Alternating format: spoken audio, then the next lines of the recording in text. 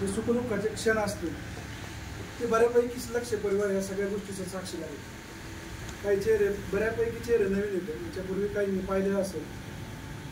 आणि प्रथम तर मी सरांचे धन्यवाद देतो. तसे सर म्हणणं म्हणजे थोडंसं कमीच आहे, कारण सरांनी प्रत्येक टप्प्यावरती प्रत्येक भूमिका बदललेल्या आहेत. कधी कधी वडिलांच्या भूमिकेत गेले आमच्यासाठी, कधी मोठ्या भावाच्या भूमिकेत गेले आणि खूप कमी वेळ शिक्षकाच्या भूमिकेतही गेले. म्हणजे तितक्या आपुलकीने हे केलं. त्याच्यामुळं सरांनी माझ्याबद्दल जे काय बोलले, इथं बोलवलं, सत्कार केलं, त्याच्याबद्दल मी प्रथमतः त्यांचे धन्यवाद देतो. आणि आता मी बऱ्याच काळ झालं, म्हणजे खूप मोठी जर्नी आहे. 2014ला PSI होण्यासाठी पुण्यात पाऊल ठेवलं होतं. आज 2024 आहे. म्हणजे मला तसं ही काही अभिमानाची गोष्ट नाही. 10 वर्ष तुम्ही स्पर्धा परीक्षा करता, जे आपण अनुभव घेतले तेवढे कष्टाने घेतलेत, चांगले वाईट अनुभवलेत, ते तुमच्यासोबत शेअर करायला नक्कीच आवडेल. आणि मी तुम्हाला ते एक लहान भावंड म्हणून तुम्हाला सांगतो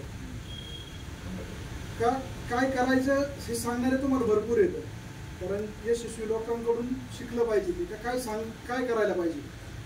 तर ज्यांनी जास्त रिझल्ट गेले, ज्यांनी जास्त बऱ्याच वेळा अपयश पाहिले, त्यांच्याकडून एक गोष्ट शिकली पाहिजे का काय करायला नाही पाहिजे.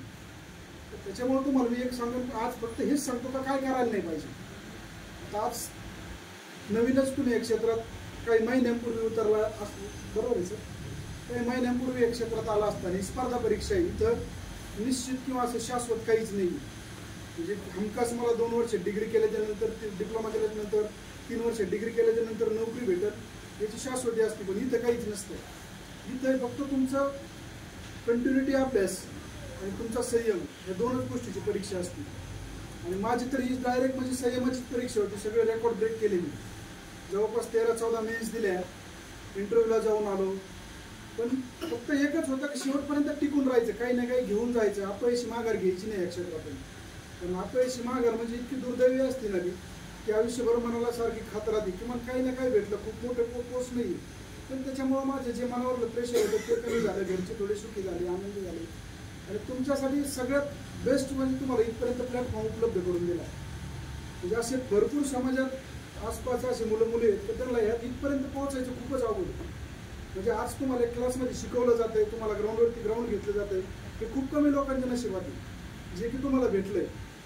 आणि जे काय माझ्याकडून चुका झाल्या तर मी कधी कोणाचं ऐकलं नाही. म्हणजे मी म्हणजे स्वतःला आहे ना, मला असं वाटायचं मी म्हणजे पूर्व दिशा मी करेन तेच. इव्हन मी सरांचं पण ऐकलं नाही त्या गोष्टीचं. मला फळ असं भेटलं का मला जे 17ला भेटायचं होतं ते मला 24ला भेटलं. म्हणजे मला सरांनी स्पष्ट सांगितलं होतं, तुझं आता रनिंगबद्दल तुला काहीच टेन्शन नाही. तू रनिंग झोपीत म्हणजे कधी पण मारू शकतोस. तुला 97 मार्क पडले, तुला 100 घ्यायचेत ना, तर तू फक्त आता ओढीवर लक्ष द्यायचं. दुर्दैवाने काय झालं, सर कुठेतरी गावाला गेले होते बाहेर. मला वाटतं सर तुम्ही वाशिमलाच गेले होते त्यावेळेस. सर 1-2 दिवस नव्हते आणि मी आपलं शिंग मोडून वासरात शिरल्यासारखं तुमच्यासारखेच नवीन पोरं होते भरतीचं. आता माझं वय, त्यांचं वय, अंतर, त्यांचं कॅपॅसिटी सगळं वेगळं आहे ना. मी त्यांच्यासोबत स्प्रिंट मारायला चालू केलं आणि म्हणलं आपल्याला पुढीला इतका स्पीड आला पाहिजे 100 मीटरला का फक्त हाईट नुसतं जंप मारला का आपल्या आउट ऑफ पुढे गेली पाहिजे. कारण माझे मार्क तेवढ्यातच जायचे. मी त्यावेळेस सरांचं ऐकलं नाही. त्यावेळेस माझ्या पायाला नॉर्मल स्ट्रेस आला होता, नंतर त्याचं फ्रॅक्चरमध्ये रूपांतर झालं. म्हणजे मला म्हणायचं आहे काय का आपलं पेक्षा छोटा जरी आपल्याला काही सल्ला देत असेल ना, ती एक गोष्ट करा. तर म्हणजे आपण कसं होतं, मलाच लई कळतं, आपण लगेच मार्गदर्शकाच्या भूमिकेत जातो. आपण विसरून जातो का आपण विद्यार्थ्यांनी ऐकायचं असतं. आपण 2-3 पानं एखादा चॅप्टर वाचलं का आपल्याला मार्गदर्शक जागा होतो. ही एक चूक करू नका. कोणी काही सल्ला दिला तर त्याचा ऐका. काही फुकट सल्ला देणारे असतील ती आपण ओळखायची. ज्यांना काही कधी ग्राउंड दिलं नाही, कोणी मेन्स दिली नाही, कधी पेपर दिला नाही, ते पण सल्ले देतात. त्यांचे सल्ले ओळखायचे, बाबा यांची बॅकग्राऊंड काय आहे. पण ज्या माणसाकडे खरोखर अनुभव आहे, ह्या ग्राउंडच्या बाबतीत आमच्यातले तज्ञ आमच्यासोबत ग्राउंडवर होते कोण, पडवळ सर. आम्ही त्यांचं ऐकायला पाहिजे ना. पण कधी कधी आम्ही आमच्या मनाचा कारभार केला, ज्याचे परिणाम आम्हाला अजिबात चांगले आले नाही. दुसरी गोष्ट, अभ्यास करताना काही काहींचं असं असतं का फक्त गाढव कष्ट करत राहायचं नाही का. घ्यायचं पुस्तक, लावतोय कडीला आपलं काहीतरी नाही का, ऊस तोडायला शेतात कामाला जातात ना, ते घेतले कडीला लावायचं. तशा पद्धतीने करू नका. म्हणजे आम्ही कोणाचं न ऐकून आम्ही त्या पद्धतीने जायचो. दर सिलेबस लावकडीला पुस्तक टार्गेट ठेवायचं, पुस्तक संपवायचं बस. शेवटच्या पानापर्यंत. आणि सुरुवातीचा जो टेम्पो असायचा पहिल्या चॅप्टर वाचायला एकदम आनंदात, पण शेवटपर्यंत गेलं ते 8 दिवस असे जायचे. ते गाढव कष्ट करू नका, कारण तो काळ आता राहिला नाही. स्पर्धा एवढी भयंकर वाढली, स्पर्धेसोबत स्वतःला अपडेट केलं नाही आम्ही.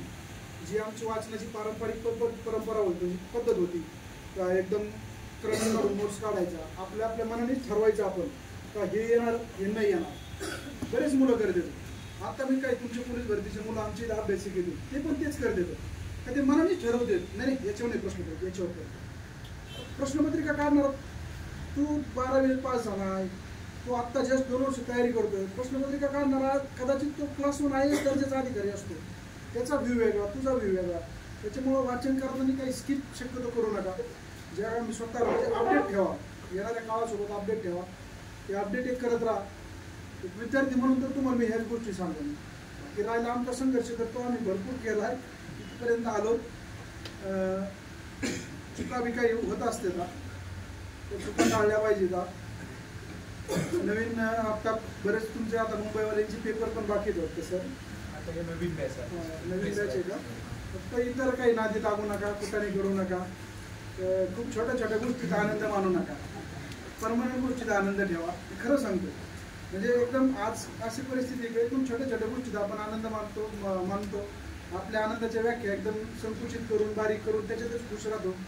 याच्यापेक्षा हे जग खूप चांगलं आहे. पुढं आमचे सिनियर आम्हाला वारंवार सांगायचे, बाबा एकदम म्हणजे एखादा चांगला नवीन कपडे भेटले तुम्ही त्याच्यात खुश होता, कधी कधी एखाद्या चांगल्या हॉटेलला जेवण झालं त्याच्यात खुश होता, किंवा एखादी नॉर्मल आपल्यासोबत अभ्यास करणारी मुलगी आवडली तुम्ही तिच्यासोबत एकदम सिंपल गोष्टी आहेत. ह्या शाश्वत नाहीत, ह्या परमनंट नाहीत.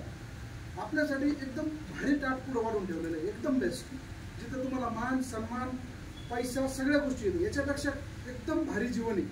त्याच्यामुळं आता छोट्या छोट्या गोष्टी गंडू नका, फक्त बस करा. 100%